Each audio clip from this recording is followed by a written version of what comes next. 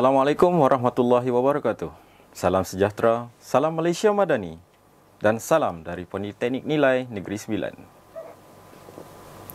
Izinkan saya memperkenalkan diri. Nama saya Muhammad Khairil Hilmi dan saya akan menjadi moderator anda pada hari ini.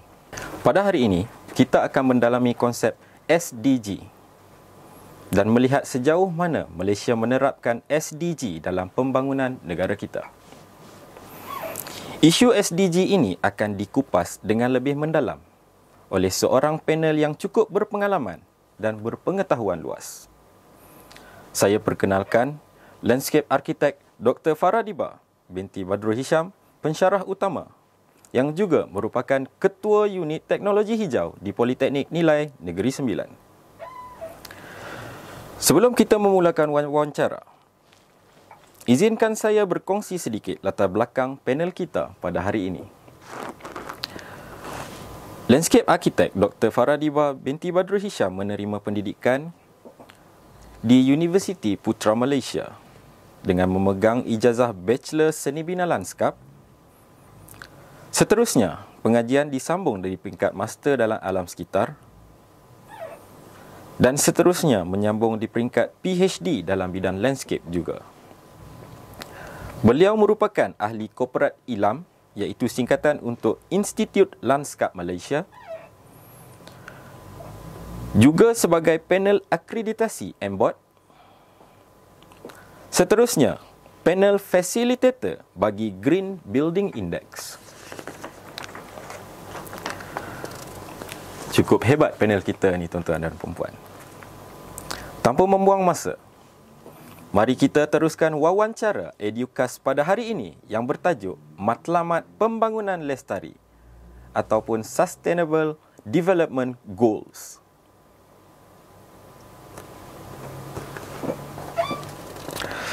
Pertama sekali, Doktor, kita ingin tahu apakah yang dimaksudkan dengan Sustainable Development atau apakah yang dimaksudkan dengan pembangunan mapan. Dipersilakan. Assalamualaikum warahmatullahi wabarakatuh dan salam sejahtera. Terima kasih Tuan Moderator Encik Khairil kerana sudi menjemput saya pada sesi perkongsian ini.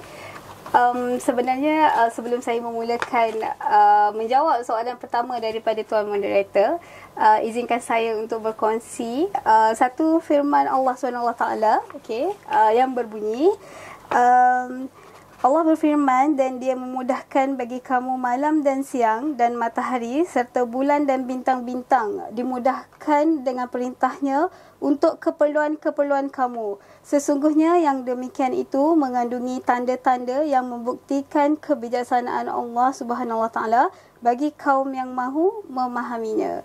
Firman Allah dalam surah An-Nahl ayat 12. Sebenarnya soalan Tuan Moderator tadi sangat berkait rapat dengan peranan kita sebagai manusia, sebagai khalifah Allah di bumi ini. Pembangunan mapan atau kita katakan sebagai sustainable development merupakan apa-apa proses pembangunan yang kita laksanakan sekarang untuk generasi kini yang kita mampu untuk wariskan kepada generasi yang akan datang. Itu bermaksud kalau kita nak katakan secara umumnya, pembangunan mapan ni dia akan berkisar kepada 3 aspek utama. Okey, yang pertama tentang dari segi ekonomi, dari segi sosial dan juga alam sekitar. Selalunya kita selalu dengar kalau SDG ni alam sekitar dan sebagainya kan, tapi proses itu perlu sejajar sebenarnya dari segi ekonomi dan juga sosial. Okey, kalau ekonomi sebenarnya pembangunan mapan ni dia akan memastikan keutuhan seperti pertumbuhan ekonomi, peningkatan pendapatan rakyat, peluang pekerjaan dan sebagainya. Itu maksudnya pembangunan yang mapan sebenarnya. So sekiranya kita tidak dapat mencapai, bermaksud kita tidak memastikan proses pembangunan itu secara optimum. Kalau dalam dari segi sudut dimensi sosial pula, pembangunan mapan ni kita akan memastikan keutuhan adanya sistem pendidikan yang berkualiti, kesihatan yang diberikan yang baik dan mungkin juga melibatkan aspek-aspek kesetaraan gender dan juga keadilan sosial.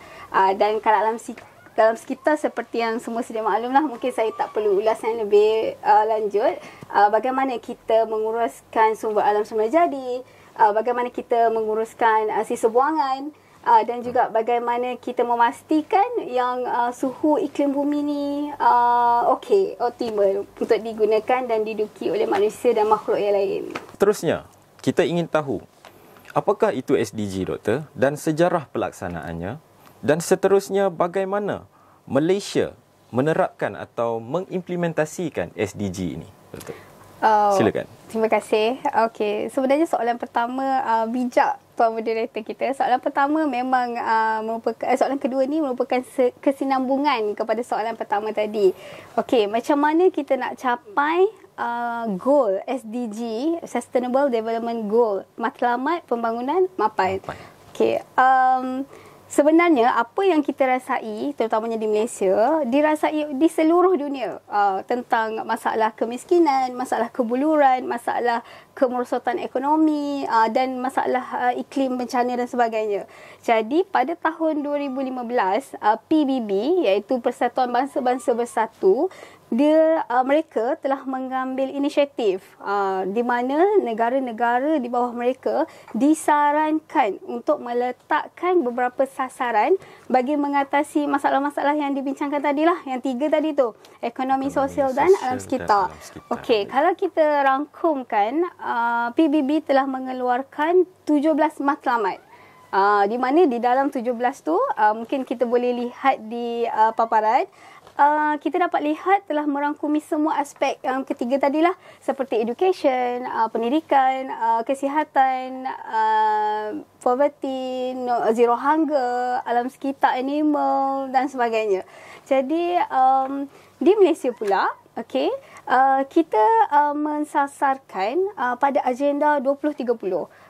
Jika kita perasan, dalam dasar-dasar yang dibuat di Malaysia, terutamanya di dalam dasar ekonomi, peruntukan tahunan dan sebagainya, kita telah mensasarkan contohnya dalam RMK 12. Memang kita meletakkan sasaran untuk mencapai SDG Goal 2030. Dan kita telah cuba untuk meletakkan garis-garis panduan ini bukan sahaja di peringkat dasar-dasar kerajaan, malahan kita cuba terapkan daripada peringkat sekolah lagi, dalam silibus-silibus yang related, yang berkaitan dengan green technology dan sebagainya. Baik. Terima kasih. Jawapan yang tuntas. Doktor, saya lihat dimensi alam sekitar banyak disebut dalam SDG ini. Soalan saya, Doktor, mengapakah alam sekitar ini dilihat sangat penting dalam mencapai agenda 2030? Sebenarnya ini bagi pendapat saya lah.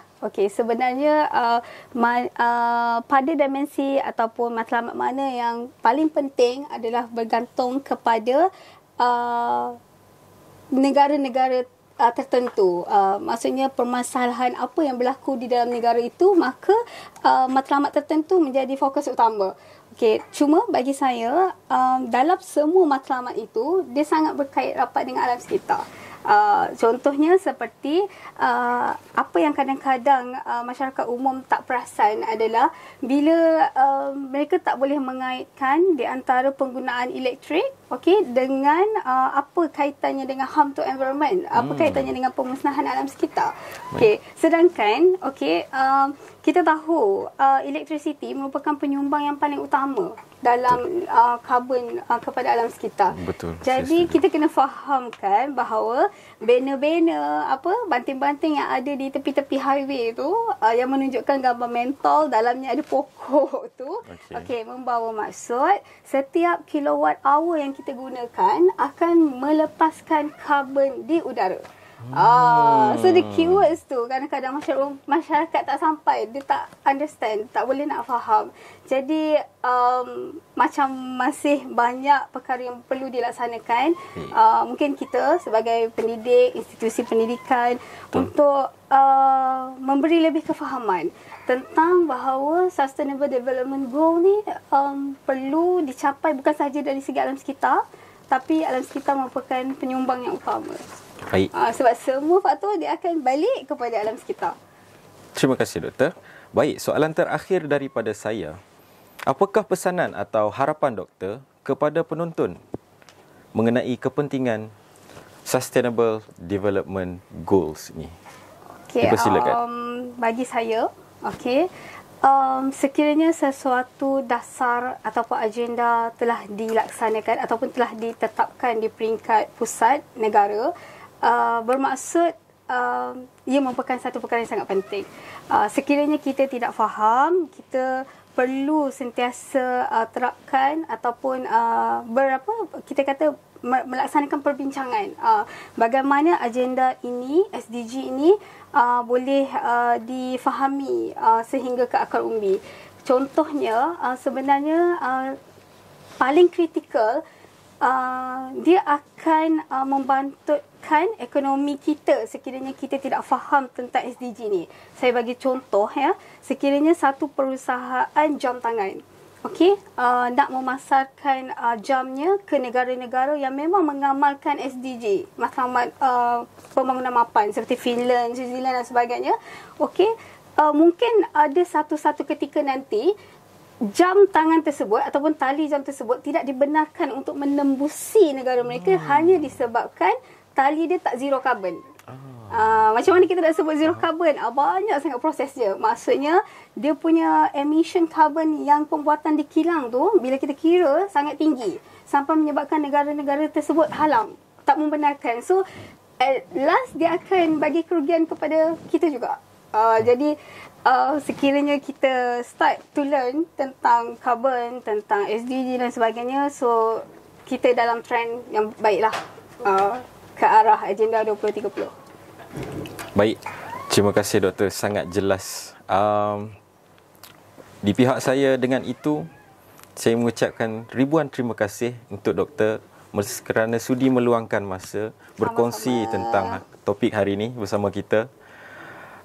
Tuan-tuan dan puan-puan, dengan ini saya akhiri wawancara Educast kita yang bertajuk Sustainable Development Goals dengan 2 rangkap pantun. Kucing hitam berlari-lari, melompat-lompat terlanggar armari. Jagalah alam tetap lestari agar kehidupan indah berseri. Berbasikal santai di waktu petang, melihat hijau sawah luas terbentang. Alam sekitar kita pelihara, hidup harmoni, aman sentosa. Sekian, jumpa lagi di lain masa. Assalamualaikum warahmatullahi wabarakatuh.